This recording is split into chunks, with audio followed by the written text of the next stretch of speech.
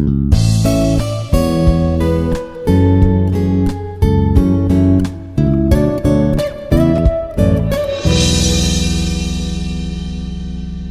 am Dr. Jagan Mohan.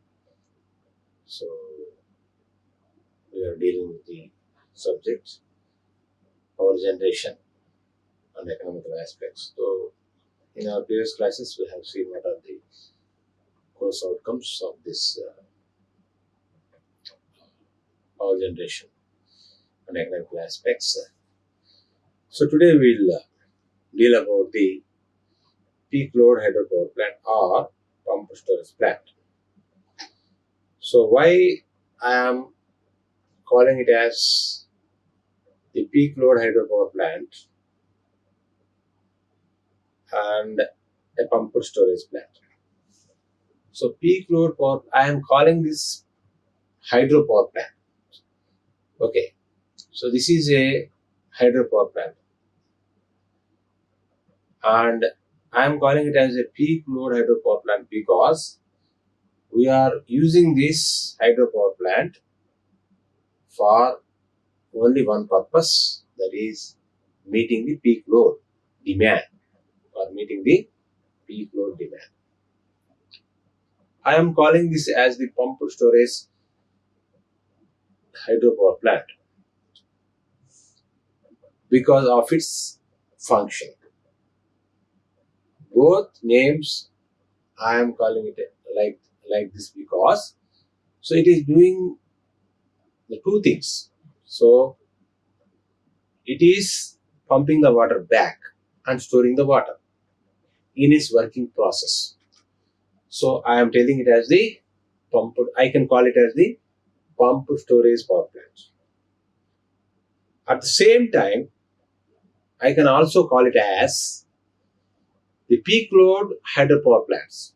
So if I am saying peak load power plant, so there may be another type of plants.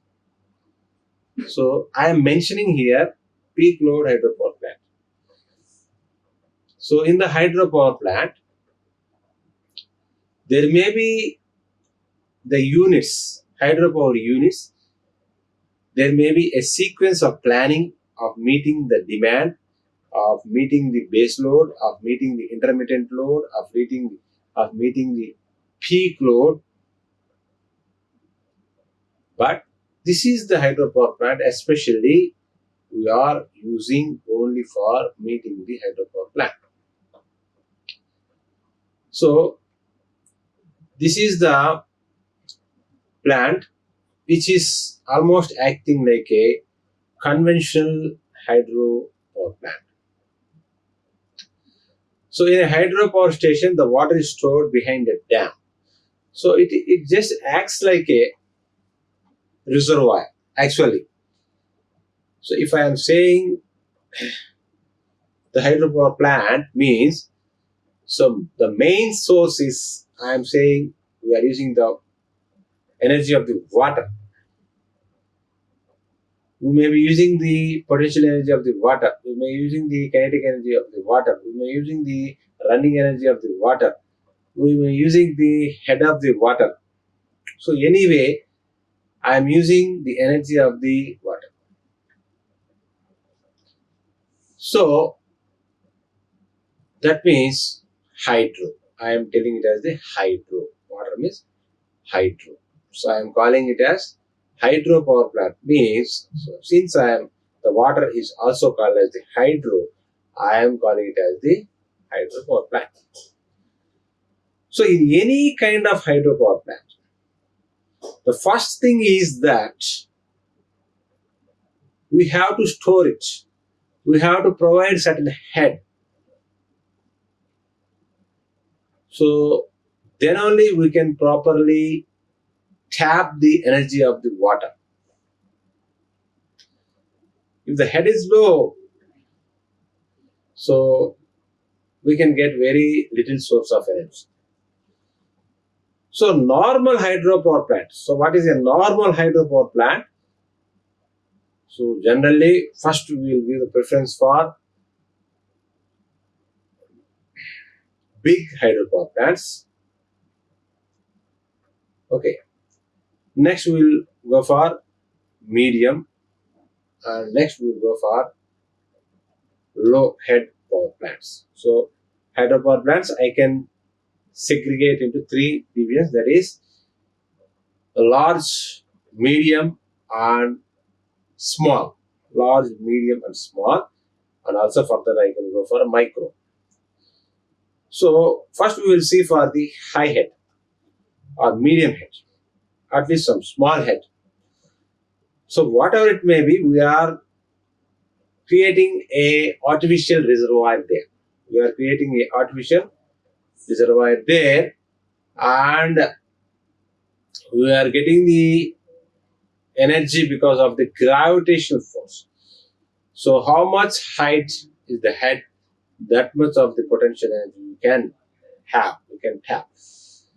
So from there is a mechanism which will release the water. Actually, we'll call it as the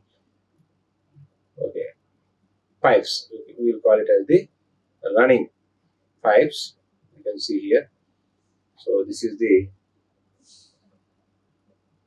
pipe. So this is the actual reservoir.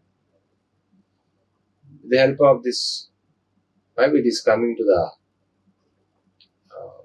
turbine, and turbine is coupled to the generator, and the generator, the rotor of the generator rotates and immediately generating the power. So this is the actual mechanism happening there. But once I am leaving the water there for generating the power, so hydropower plant, so majorly we will construct for generating the power plant. It is a multitask plant generally. So even for agriculture purpose also we can construct. So the water which is sent down for generating, for rotating the turbine, cannot come back to the reservoir back. But here what happens is we will be having two reservoirs, upper reservoir and lower reservoir. So if you are not having the lower reservoir, it is equal to the normal hydropower plant. It is equal to the normal hydropower plant. So the presence of the lower reservoir is why I am calling it as pumped storage dam. The application here is you are meeting the peak load. So I am calling it as the peak load hydrothermal plant. So the water which is released to generate the power, to rotate the turbine, to generate the power to meet the peak load, is stored in the reservoir 2 or lower reservoir.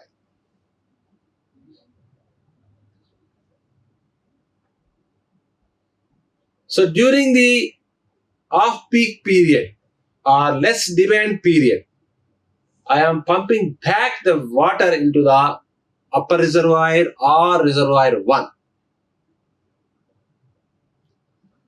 So since I am pumping it back,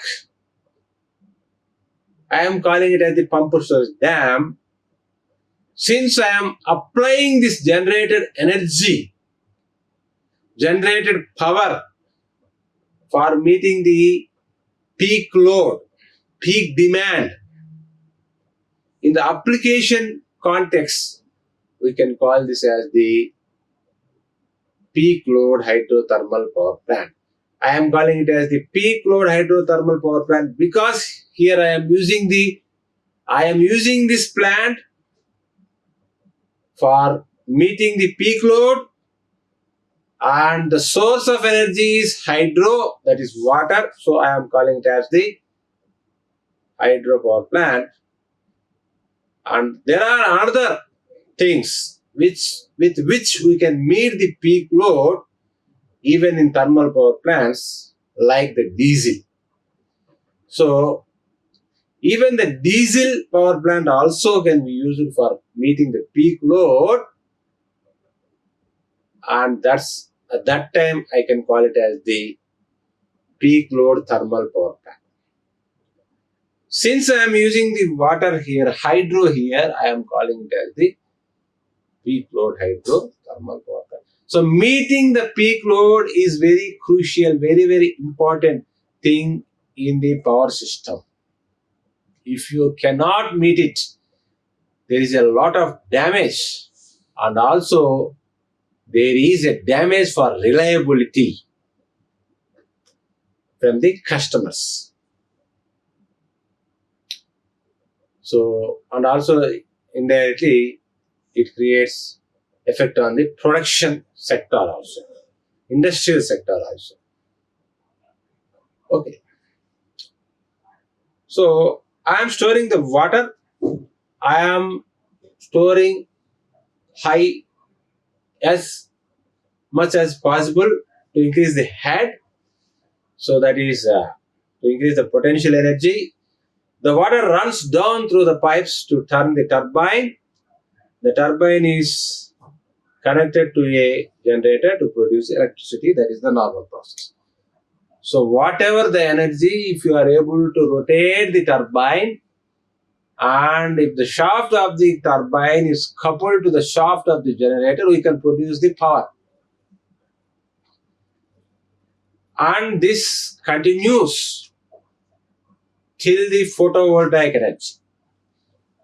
It is the only part where we are not using the turbine. So this hydro power is converted into mechanical energy, the hydro energy is converted into mechanical energy, and mechanical energy is converted into electrical energy. So even if I go to thermal power plant, I am using the thermal energy to make the water as a steam, and the steam is going to rotate the turbine. Again, that thermal energy is converted to mechanical energy, and mechanical energy is converted to electrical energy. Even in the wind energy also, wind energy is rotating the turbine. So wind energy is converted into mechanical energy, and mechanical energy is converted into electrical energy. Even the solar thermal energy also, we are using the solar energy to produce solar thermal energy into mechanical energy, and mechanical energy into electrical energy, except in the photovoltaic cell. That is a different case. So these are mainly used to meet the peak load demand.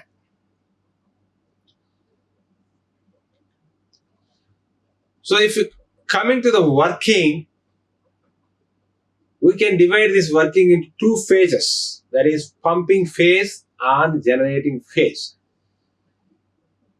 So pumping phase will come after the generating phase, because first the water is stored and it is always ready to meet the peak load. So if needed in the peak load time, I will release the water in the reservoir 1 to rotate the turbine and to create the mechanical energy, and to rotate the shaft of the generator and to produce the power. So once after the peak load is gone, if now there is load is less, demand is less, and supply is more, or there is surplus amount of electricity produced, now I am using the same energy, electrical energy, to pump the water in the reservoir, which came to the reservoir 2 after rotating the turbine and stored in the reservoir 2, and the water which is stored in the reservoir 2 is pumped back to the reservoir 1, and again it will be ready for meeting the peak load. And now I am ready for the generating phase. After the generating phase, I will go to the pumping phase, and I am ready with the generating phase.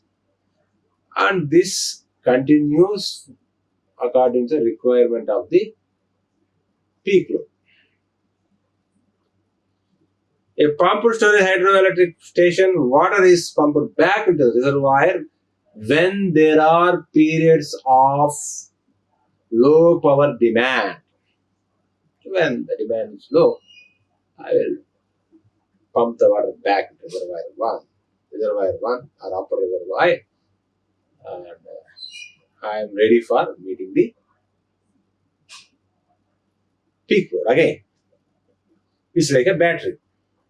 So once it is needed, rechargeable battery. Once it is needed, I will use it, and again I will charge it, and again I will use it, again I will charge it. Like that. Here also we can again store back and again produce. Again store back and again produce. Okay. This is often when there is excess energy being produced by other power stations. Okay, that means if the peak load is not there, generally we can pump it back. This stores energy, and during high demand periods, the water can be allowed to flow back down to produce electricity just like a normal power station. So that means in generating phase, it acts as a normal hydroelectric power plant. But for a normal hydroelectric plant, there is no pumping phase or pumping mode. That is the only difference. But for constructing this type of power plants, there is a geographical constraints, and these type of sites are very, very less, and the capacity of storing the water is also less. Such a system saves energy and also can be turned on any type of the peak demand. So here I can explain.